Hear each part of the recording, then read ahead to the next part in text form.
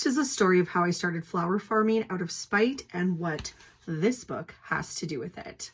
So the story starts sometime, I believe, in about 2016 or 2017, when I thought about maybe becoming a florist. And so I looked into it, and honestly, it felt really overwhelming, and I thought that the market was saturated. So I just kind of put that idea on the shelf.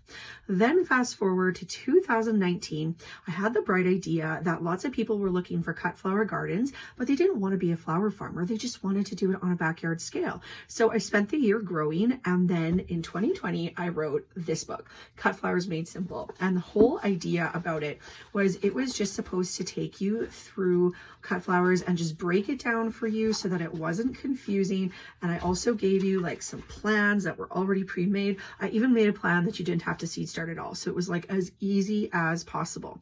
So the book goes out into the world. Everything is good. But in there, I had put this one disclaimer, and it said, this book is not intended for you to start a business. It's not intended for you to sell a flower farm.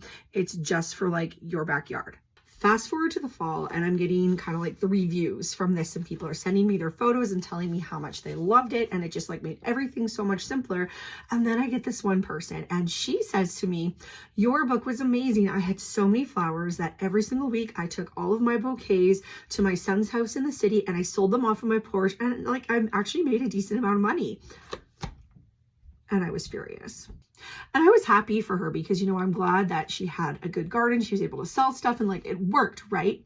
But I was mad for me because I had given up on my dream. I thought I couldn't do it. It was too saturated, blah, blah, blah, as I said before. And now I, the author of this book, allowed someone else to start the very business that I wanted to start. So from there and then, I decided I was going to be a flower farmer and I was going to live out my dream, because if someone who read my book could do it, couldn't I, the writer of the book, do it too? So yeah, that's how I started my flower farm out of spite.